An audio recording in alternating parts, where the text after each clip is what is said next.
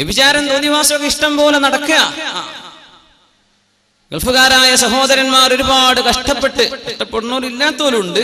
ഇങ്ങനെയൊക്കെ കഷ്ടപ്പെട്ടിട്ട് കൊടുത്തയക്കുന്ന സംഗതികൾ നമ്മുടെ നാട്ടിലെത്തി വിനിമയം ചെയ്യപ്പെടുന്ന രീതികൾ എങ്ങനെയാ? എന്താ അവിടെ നടക്കുന്നത്? കഷ്ടപ്പാടുകളും പ്രയാസങ്ങളും ദുരിതങ്ങളും ഒക്കെയാണ്. അല്ലാഹുവിനെ ശുക്ർ ചെയ്യണ്ടേ മുഅ്മിനെ. അല്ലാഹുമ്മ ജഅൽനാ മിനശ് ശാകിരീന ലക വമിനത് തവ്വാബീൻ. അല്ലാഹുവിനെ ഞങ്ങൾ നിനക്ക് ശുക്ർ ചെയ്യുന്നവരാക്കണേ തമ്പുരാനെ. അള്ളാഹുവിന് വേണ്ടിയായിരിക്കണം തൗബ, അള്ളാഹ്ക്ക് വേണ്ടിയാ തൗബ. ഗൾഫുകാരൊക്കെ ഭർത്താക്കന്മാര് പുറത്താ. ഇപ്പൊ ചെറുപ്പക്കാർ, ഒരു പണിയില്ലാത്ത ചെറുപ്പക്കാരുണ്ട്. അതാണ് ഇപ്പോഴത്തെ ഏറ്റവും വലിയ ന്യൂ ജനറേഷന്റെ ഏറ്റവും വലിയ പ്രശ്നം. ഒരു പണി അവർക്കില്ല. അപ്പൊ അവര് നമുക്ക് പണി തരും. അതാണ് ഇപ്പൊ നടക്കുന്നത്. അവർക്കൊരു പണിയില്ല, പിന്നെന്ത് ചെയ്യും? അവർക്കൊരു പണിയില്ല. എന്താ ഇപ്പൊ ചെയ്യാ?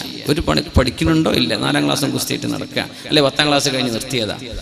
പഠിക്കണില്ല. പഠിക്കണത് കുറച്ച് ബുക്കും വെച്ചിട്ട് പോണേ ഉള്ളൂ. തിരിച്ചു വരുന്നുണ്ട്, ക്ലാസ് അറ്റൻഡ് ചെയ്തിക്കണോ ഇല്ലേ അല്ലാഹു അല്ല. ഒരു ഫോളോ അപ്പ് ആരും നടക്കണില്ല. ഇവർക്ക് പിന്നെ പിശാച്ച് വരൂലേ? ഒരു പണി കൂടല്ലെങ്കിൽ അവന്റെ കൂടെ പിശാച്ചാ. അപ്പോ വീടുകളിൽ കയറിയിറങ്ങുന്ന അവസ്ഥകൾ വരുന്നു, അല്ലേ? തോന്നിവാസങ്ങൾ അങ്ങനെ നടക്കുന്നുണ്ട്. ഇടയ്ക്ക് പിടിക്കപ്പെട്ടു, പിടിച്ചു. പിന്നോ തൗബ ചെയ്ത്, പടച്ചോനെ ഇനി ഞാൻ ചെയ്യൂല കേട്ടോ, മാപ്പ് മാപ്പ്, 100,000 മാപ്പ്. ഇതല്ല തൗബ. പിടിക്കപ്പെടുന്നതിന് മുമ്പ് ചെയ്യുന്നതാ തൗബ. ഇത് അള്ളാഹ്ക്കുള്ള തൗബ, നാട്ടുകാർക്കുള്ള തൗബയാണ്. അതിന് മുമ്പ് ചെയ്യണ്ടേ? ഉമർ ഫാറൂഖ് റളിയല്ലാഹു അൻഹുവിന്റെ മുമ്പിൽ കൈമുറിക്കപ്പെടേണ്ട ഒരു കേസ് വന്നപ്പോ ആള് പറഞ്ഞു, യാ അമീറുൽ മുഅ്മിനീൻ, മുഅ്മിനീങ്ങളുടെ അമീറേ, ഞാൻ പറഞ്ഞൊന്ന് കേൾക്കണം കേട്ടോ, ഇത് ഞാൻ ആദ്യമായിട്ട് ചെയ്ത മോഷണ, അതിലങ്ങ് പിടിക്കപ്പെട്ടതാ. അങ്ങനെ ഉണ്ടാവും ചൊല്ലൂല, ആദ്യമായിട്ട് വൃത്തികേട് ചെയ്തപ്പോ പിടിക്കപ്പെട്ടു. അങ്ങനെ സംഭവിക്കണില്ല എന്നാ ഉമർ തങ്ങൾ പറയാൻ പോണത്. ഉമർ തങ്ങൾ പറഞ്ഞു, കദബ്ത യാ അദുവല്ലാഹ്, നോണ പറയണല്ലേ. ഇന്നല്ലാഹ ലാ യഹ്തികു സിത്ര അബ്ദിൻ, ഒരു മനുഷ്യന്റെ സ്വകാര്യത അല്ലാഹു വെളിപ്പെടുത്തൂല. ഇല്ലാ ഇദാ അമിലഹാ മിറാറാ, ഒരുപാട് തവണ തിന്മ ചെയ്യുമ്പോഴാണ് അല്ലാഹു ആ തിന്മയുടെ കവർ അങ്ങോട്ട് തുറന്നിടുന്നത്. അപ്പോഴാ പിടിക്കപ്പെടുന്നത്. ഒരിക്കൽ ചെയ്യുന്നവൻ അല്ലാഹു മറച്ചു വെക്കുന്നുണ്ട്. 2ാമത്തെ തവണയും അല്ലാഹു മറച്ചു വെച്ചു, അല്ലേ? 3ാമത്തെ തവണ നീ പിടിക്കപ്പെട്ടു. എന്തുകൊണ്ട് പിടിക്കപ്പെട്ടു? അല്ലാഹുവിന്റെ പരിശുദ്ധമായ നിയമത്തെ നീ ലംഘിക്കുന്നത് തുടരുകയാണ്. അല്ലാഹു നിന്നെ 1ാമത്തെ തിന്മയിൽ തന്നെ പിടിക്കൂല എന്ന് ഉമർ ഫാറൂഖ് റളിയല്ലാഹു അൻഹു. അപ്പൊ പിടിക്കപ്പെടുമ്പോൾ തൗബ ഉണ്ട്. ഇതല്ല തൗബ. തൗബ അല്ലാഹുവിന് വേണ്ടിയുള്ള. എന്താ ഈ തൗബ എന്നൊക്കെ പറഞ്ഞ ഖബറിൽ പോയി കിടക്കുമ്പോൾ സുഖം വേണം മുഅ്മിനെ. ഇതൊക്കെ കഴിയും, ഇതൊക്കെ കഴിയും. തടിമക്കൊരു ക്യാൻസർ ഉണ്ട് എന്ന് പറഞ്ഞാൽ ഏത് ചെറുപ്പക്കാരനും ചിരി കഴിഞ്ഞോ? കാൽമുട്ടിന് വേദന, ഡോക്ടർ പറഞ്ഞു ഒന്ന് പരിശോധിച്ച് നോക്കി, ലെറ്റ്സ് ഡയഗ്നോസ്, നമുക്ക് നോക്കുക എന്താണ് എന്ന്. കുഴപ്പമൊന്നുമില്ല.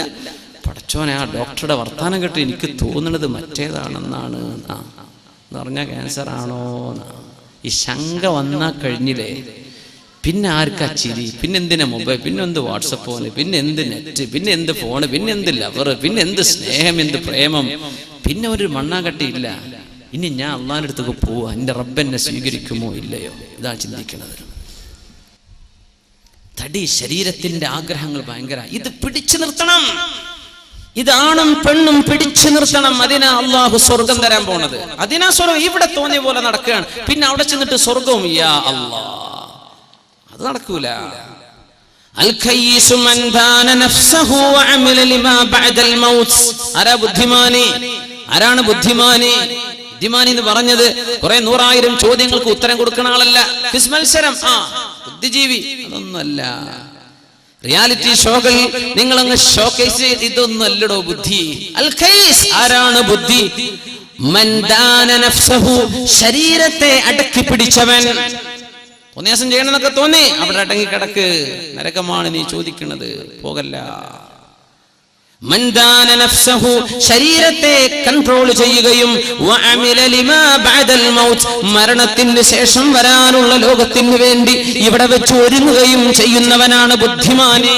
അവനാണ് ബുദ്ധിമാനി, അവനാണ് ബുദ്ധിമാനി. ആർക്കാണ് ബുദ്ധിയില്ലാത്തത്? ബുദ്ധിയില്ലാത്തവൻ മൻ അത്ബഅ നഫ്സഹു ഹവാഹാ വതമന്നാ അലല്ലാഹിൽ അമാനി. തോന്നിയതുപോലെ ജീവിക്കണമെന്ന് വിചാരിച്ചങ്ങോട്ട് ജീവിച്ചു. തോന്നിയതൊക്കെ ചെയ്തു. അവന് തോന്നി അവളെ പ്രേമിക്കണം എന്ന് അവളെ കൂടെ, പിന്നെ തോന്നി അല്ല പിന്നെ ബണ്ട കൂടെയാണ്, പിന്നെ അവളെ കൂടെ, പിന്നെ തോന്നിയതല്ല അവളെ കല്യാണം, പിന്നെ അവളെ തൊലാക്കല്ലേ, പിന്നെ വേറൊന്ന് കെട്ട. ഇങ്ങനെ തോന്നിയതൊക്കെ ചെയ്തു. പിന്നെന്താ അവൻ ചെയ്തത്? ഞാൻ മുസ്ലിമാണല്ലോ, രക്ഷപ്പെടുമല്ലോ എന്നൊക്കെ ഒരു തോന്നലിന്റെ ഉള്ളിലൊരു തോന്നലും. എന്ത് കുർത്തക്കേട് കാണിച്ചാലും പിന്നെ ഒരു ഹജ്ജ് ചെയ്തല്ലോ, ഉസ്താദന്മാരോട് ദ്വാരക്കാൻ ഒരു 100 രൂപ കൊടുത്താലേ ആ ദ്വാരക്കണ് കബൂലാക്കിയ ഞാൻ രക്ഷപ്പെടുമല്ലോ. നീയാണ് പരമവിഡ്ഢി, നീയാണ് പരമവിഡ്ഢി. നിന്റെ ശരീരത്തെ നിനക്ക് കൺട്രോൾ ചെയ്യാൻ പറ്റിയില്ലല്ലേ, നിനക്ക് ഇഷ്ടമാണെന്നല്ലേ. ഇതാണ് ഇന്നത്തെ ഏറ്റവും വലിയ പ്രശ്നം. അതാ ചെറുപ്പക്കാരുടെ പ്രശ്നം. എന്താ നമ്മുടെ ഈ സിനിമകൾ പഠിപ്പിക്കണം? എന്താ ഇയാളോ അന്നൊക്കെ ഉസ്താദ്മാര് പറഞ്ഞു ഈ പെട്ടിയൊക്കെ പൂട്ടി വെച്ചോളി അല്ലേ, ഇത് ശൈത്താൻ പെട്ടിയെന്ന്. അന്ന് നമുക്ക് ഉസ്താദ്മാരെ കണ്ട് കളിയാക്കായിട്ട് ഇവർക്ക് ലോകം തിരിയില്ല. ഇപ്പൊ ആർക്കാപ്പ തിരിഞ്ഞത്? ലോകം ആർക്കാപ്പ തിരിഞ്ഞത്? ആ കാണുന്ന ന്യൂസ് നാളെ പത്രം വന്നാൽ കിട്ടും. ചാനലുകാരൻ 4 ആളെ വീഡിയോ കോൺഫറൻസിൽ നിർത്തിയിട്ട് 2 മണിക്കൂർ ചോദിച്ചതന്നെ പിന്നെയും ചോദിക്കും, പറഞ്ഞു തന്നെ പിന്നെയും പറയുന്നു. ഓന്റെ പണിയാണ്. അവൻ 2 മണിക്കൂർ ഇത് ചെയ്തിട്ടില്ലെങ്കിൽ അവന് ശമ്പളം കിട്ടൂല. നമ്മൾ വാ വിളിച്ച് അങ്ങനെ കാണുക, ഇത് കണ്ടിട്ട് വേണം ഉറങ്ങാൻ. നാളെ പോലും ജയിക്കോ ഇല്ലേ? ഇതാ ചർച്ച, ഇന്നത്തെ രാത്രിയിലെ ചർച്ച. നാളെ ആര് ജയിക്കും? പൊന്നാര ചങ്ങാതി, നാളെ നേരം വെളുത്താൽ കിട്ടണ സംഗതിയല്ലേ, ഒന്ന് വെയിറ്റ് ചെയ്യ്. അത് ചെയ്യൂല, അങ്ങോട്ട് പറയാം. വാർത്ത കാണാനാന്നൊക്കെ പറഞ്ഞിട്ട് നമ്മൾ വാങ്ങിയത്. ഏത് ആണുങ്ങളെ ഈ വാർത്ത കാണുന്നത്? എന്തിനാ ഇത് നടക്കണത്? ഇത് കൺട്രോൾ ചെയ്യാൻ പറ്റണില്ലേ? എടുത്തൊഴിവാക്കിക്കോ, പച്ചങ്ങ ഒഴിവാക്കിക്കോ എന്ന് ഞാൻ പറഞ്ഞ ഞങ്ങൾ കേൾക്കൂല, നിങ്ങൾക്കറിയാം. അതുകൊണ്ട് ഞാൻ പറയാണ്, ഇത് അള്ളാഹുവിന്റെ ഇഷ്ടപ്പെട്ട രീതിയിൽ അള്ളാഹു പറഞ്ഞതുപോലെ ഉപയോഗിക്കാൻ കഴിയുമോ? നീയും നിന്റെ പടച്ചോനേക്കോ, നീ നിന്റെ റബ്ബുമായിട്ട് ഇതിനെ തീർത്തേക്ക്. അതല്ല, ഇത് ഔട്ട് ഓഫ് കൺട്രോളാ. കുട്ടികൾ എന്തൊക്കെയൊക്കെ കാണും, പെണ്ണുങ്ങൾ വെറുതെ ഇരുന്ന സമയം കളയും. എന്നാ പിന്നെ എടുത്ത് ഒഴിവാക്കിക്കോ. അതിന് 2 ദിവസം കുറച്ച് പ്രയാസമൊക്കെ ഉണ്ടാകും, പിന്നെ ഒരു അലോകത്ത് പോയി കാണലോടും. അതൊക്കെ ഉണ്ടായിക്കോട്ടെ, നിന്റെ വീട്ടിൽ അതിന് അവസരം കൊടുക്കണ്ട. സിനിമകൾ പഠിപ്പിച്ചത് എന്താ? തന്നിഷ്ടം. അതാ എനിക്കിഷ്ടം, എനിക്ക് ഓനോട് ഇഷ്ടമാണെന്ന് പറയിപ്പിക്കുക പെൺകുട്ടികളെ കൊണ്ട്. മുസ്ലിം കഥാപാത്രങ്ങൾ എന്നൊക്കെ പറഞ്ഞാൽ എന്താ? കുറെ പെണ്ണിട്ടണ രാജ്യരും പിന്നെ വഴിതെറ്റി കണ്ടവന്റെ കൂടെ ഇറങ്ങിപ്പോണ മുസ്ലിം പെണ്ണും. ഇതാണ് നമ്മുടെ കഥാപാത്രങ്ങളുടെ ഇതിവൃത്തം അല്ലേ?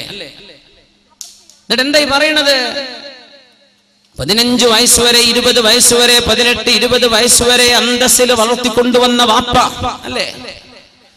ജീവിക്കണ എന്തിനാ? കുഞ്ഞിന് വേണ്ടിയാ ജീവിക്കണത്. അങ്ങനെ പറയാം. ചെറുപ്പക്കാർ കല്യാണം കഴിക്കാത്തതുകൊണ്ട് ഇപ്പോൾ റൊമാൻറ്റിക് ആകുമ്പോൾ എന്ത് കുഞ്ഞ്, എനിക്കിപ്പോ കുഞ്ഞൊന്നും വേണ്ടെന്നൊക്കെ തോന്നും. അതൊക്കെ നീ പറയടോ. 2 കൊല്ലം കഴിഞ്ഞാൽ നിനക്കും തോന്നൊരു കുഞ്ഞുണ്ടാവുമ്പോഴാ ജീവിതത്തിലെ സന്തോഷം. ആ കുഞ്ഞിനെ പൊന്നുപോലെ വളർത്താൻ വാപ്പ ജീവിക്കുന്നത്. കുഞ്ഞിനെ കെട്ടിച്ചയക്കാൻ ഗൾഫിൽ പോയത് കുഞ്ഞിന് സ്വർണം വാങ്ങിച്ചു കൊടുക്കാൻ അല്ലേ? 15 18 വയസ്സാകുമ്പോ 20 വയസ്സാകുമ്പോ കുഞ്ഞിന് കല്യാണം കഴിച്ച് നല്ലൊരു പുതിയാപ്പിളക്ക് ഏൽപ്പിച്ചു കൊടുക്കണം. അതിനുവേണ്ടി ജീവിതം മുഴുവനും അധ്വാനിച്ച് ആ മക്കൾക്ക് വേണ്ടി ജീവിച്ച് എല്ലാം ത്യാഗം ചെയ്ത് ആ കുഞ്ഞിനെ യോജിച്ച ഒരു വരനെ അവർ കണ്ടെത്താൻ. അറേഞ്ച്ഡ് മാരേജ്, ഇതാണ് ഇസ്ലാമിന്റെ സിസ്റ്റം. നമുക്ക് ഈ പ്രേമ കല്യാണം പറ്റൂല, അറിയാലോ, പറ്റില്ല. അങ്ങനെ ഒരു വിവാഹം ഉമ്മയോ വാപ്പയോ തങ്ങളുടെ രക്തത്തിൽ ജനിച്ച കുഞ്ഞിന് വേണ്ടി, ആണിനോ പെണ്ണിനോ വേണ്ടി കൊണ്ടുവരുമ്പോ ചെറുക്കം പറയും, എനിക്ക് മറ്റവരോട് ഇഷ്ടമാണ്. എന്താടോ നീ പറയുന്നത്? പെണ്ണ് പറയാ, എനിക്ക് പുതിയാപ്പിളെ വേണ്ട. ആരാണ് മോളെ നിന്നെ ഇത് പറയാൻ പഠിപ്പിച്ചത്? ആരാണ് നിന്റെ ഉസ്താദ്? ആരാണ്? അല്ലേ? പ്രൊഡ്യൂസർമാരുടെ കയ്യിൽ നിന്ന് ചോദിക്കുന്ന പണം കിട്ടാൻ വേണ്ടി ചോദിക്കുന്ന പൈസ ചോദിച്ചു വാങ്ങി, കിട്ടാവുന്നത് മുഴുവനും വാങ്ങി ലക്ഷറിയായ ആഡംബരത്തിൽ ജീവിക്കുന്ന നടീനടന്മാർ, നമ്മുടെ കഥാനായകന്മാർ എഴുതി കൊടുക്കുന്ന സ്ക്രിപ്റ്റുകളാണ് അഭിനയിക്കുന്നത് അല്ലേ? സ്വന്തം മക്കളുടെ സ്വന്തം കുടുംബത്തിലോ അവരത് സമ്മതിക്കൂല. അവരുടെ സ്വന്തം ഭാര്യ അവരുടെ വീട്ടിലെ ഡ്രൈവറുടെ കൂടെ ഇറങ്ങിപ്പോകാൻ അവർ സമ്മതിക്കുന്നുണ്ടോ? ഇല്ല. പക്ഷെ ഇത് മുസ്ലിമീങ്ങളിലോ ഹിന്ദുവിലോ ക്രിസ്ത്യാനിയിലോ എന്ന വിഷയമല്ല. മനുഷ്യരിൽ ഇങ്ങനെ നടക്കണം. ഇത് കഥ പറഞ്ഞു കൊടുത്തത് ആരാണ്? ഈ കഥകൾ പ്രത്യക്ഷപ്പെട്ടത് എവിടെയാണ്? അല്ലേ? കല്യാണം കഴിഞ്ഞാൽ അന്ന് ഇറങ്ങിപ്പോവുള്ളൂ, എനിക്ക് പിന്നെ വേണ്ട. ആരാ നീ പഠിപ്പിച്ചത്? ആരാണ് മോളെ നിന്നെ ഈ വിഷയം നിന്നെ പഠിപ്പിച്ചത്? ആരാണ്? ജാതി ഏതോ മതമേതോ എനിക്ക് പ്രശ്നമല്ല, സ്നേഹമാണ്. എന്ത് സ്നേഹമാണ് കുട്ടി നീ പറയുന്നത്? നിന്റെ മുഖത്തെ ചുറുക്ക് കണ്ടിട്ടോ ഭംഗി കണ്ടിട്ടോ നിന്നെ സ്നേഹിക്കുന്ന ആണ് നിന്നെക്കാൾ ഭംഗിയുള്ള വേറെ പെണ്ണിനെ കണ്ടാൽ ഇവൻ അവളുടെ കൂടെ പോകില്ലേ? പോയിട്ടില്ലേ? പോകുന്നില്ലേ? നീ വിചാരിച്ചു നിന്റെ സ്വന്തം എന്ത് മണ്ടാങ്ങട്ട, നിന്റെ സ്വന്തല്ലേ? അല്ലാഹു ഹലാലാക്കിയത് നിക്കാഹിലൂടെ, വൈവാഹിക ജീവിതത്തിലൂടെ. നിങ്ങൾ അല്ലാഹു തആല മനുഷ്യ ജീവിതത്തിലെ വളരെ ഇന്റിമേറ്റ് റിലേഷൻഷിപ്പാണ് ഒരു ഭാര്യയോ ഭർത്താവോ തമ്മിലുള്ള ശാരീരിക ബന്ധം എന്ന് പറയുന്നത്. അൾട്ടിമേറ്റ് ഇന്റിമസി അവിടെ വേണം. അങ്ങനെ ഒരു ബന്ധം നടക്കണമെങ്കിൽ അല്ലാഹുവിന്റെ നാമം ഉച്ചരിച്ച് അൻകഹതുക വസവ്വജ്തുക, എന്റെ പെണ്ണിനെ അല്ലാഹുവിനെ മുൻനിർത്തി ഞാൻ നിനക്ക് നിക്കാഹ് ചെയ്തു തരുന്നു, പൊരുത്തപ്പെട്ടു തരുന്നു. ബിമഹരി കദാ, എന്റെ റസൂൽ പഠിപ്പിച്ചത് അതാണ്. ഇന്ന മഹറിന് നിനക്ക് ഞാൻ വിവാഹം ചെയ്തു തന്നു എന്ന് ഈ പെണ്ണിന്റെ വലിയ ഉത്തരവാദപ്പെട്ട ആള് ഏൽപ്പിച്ചെങ്കിൽ മാത്രമേ പെണ്ണെ നിന്റെ ശരീരം നീയുമായി ഒരു ബന്ധവുമില്ലാതിരുന്ന ഒരു അന്യപുരുഷൻ അന്യ മുസ്ലിമിന് ഹലാലാകുന്നത് ഹലാലായ അള്ളാഹു പുണ്യമാക്കിയ നിക്കാഹിലൂടല്ലേ. ആ നിക്കാഹിലൂടെ നീ സ്വീകരിക്കേണ്ടതിന് പകരം നീ ഒളിച്ചോടിയിട്ട്, എന്തായി ഒളിച്ചോട്ടെന്ന് പറഞ്ഞാ നിന്റെ കയ്യിലെ കാശ് കഴിഞ്ഞാൽ നിന്നെ ഇട്ടവൻ ഓടില്ലേ. ഇവിടുന്ന് നേരെ വിടും ബാംഗ്ലൂർ, ബാംഗ്ലൂരിൽ വിടും ബാംഗ്ലൂരിൽ പിന്നെ അടുത്ത സ്റ്റോപ്പ് ഡൽഹി ആയിരിക്കും, അല്ലെ ബോംബെ. കയ്യിലെ സ്വർണ്ണൊക്കെ തീർന്നല്ലേ. നിന്റെ വാപ്പ കഷ്ടപ്പെട്ട് അധ്വാനിച്ചുണ്ടാക്കിയ സ്വർണ്ണമാലകൾ കിട്ടിയ കാശിന് ബിദറാഹിമ ബഖ്സിൻ ജിനാ ബിബിദാഅത്തിൻ മുസ്ജാ ഫഔഫി ലനൽ കൈല വതസദ്ദഖ് അലൈനാ ഇന്നാ നറാക മിനൽ മുഹ്സിനീൻ. ജോലിക്കാരോട് പോയി പറയണ വാക്കാത്. പിന്നെ ഈ മാലക്ക് എത്ര തരാൻ പറ്റൂ തന്നേക്ക്. ഗ്രാമിന് ഇത്ര, അതിന്റെ പണിക്കൂലി ഇത്ര, പണി കുറവിത്ര എന്നൊക്കെ പറഞ്ഞ് അധ്വാനിച്ച് ഒരുപാട് കാശിന് വാങ്ങിക്കൂട്ടിയ നിന്റെ സ്വർണ്ണമാലകളും വളകളും ഏതെങ്കിലും ടൗണുകളെയോ സിറ്റികളിലെയോ കണ്ട ജ്വല്ലറിക്കാരന് കിട്ടിയ കാശിന് വലിച്ചെറിഞ്ഞു കൊടുത്ത് അതുകൊണ്ട് കൂത്താടി ജീവിച്ച് ഒരു മാസം നിന്റെ കൂടെ നിന്റെ ശരീരത്തിൽ ഹറാമായത് നീയും അവനും ആസ്വദിച്ചു കഴിഞ്ഞാൽ ഇവന് നിന്നെ പിടിച്ചു നിർത്താൻ കഴിയോ? പിന്നെ നിന്നെ കാഴ്ചവെച്ചില്ലേ മറ്റുള്ളവർക്ക് നിന്നുകൊടുത്തല്ലേ.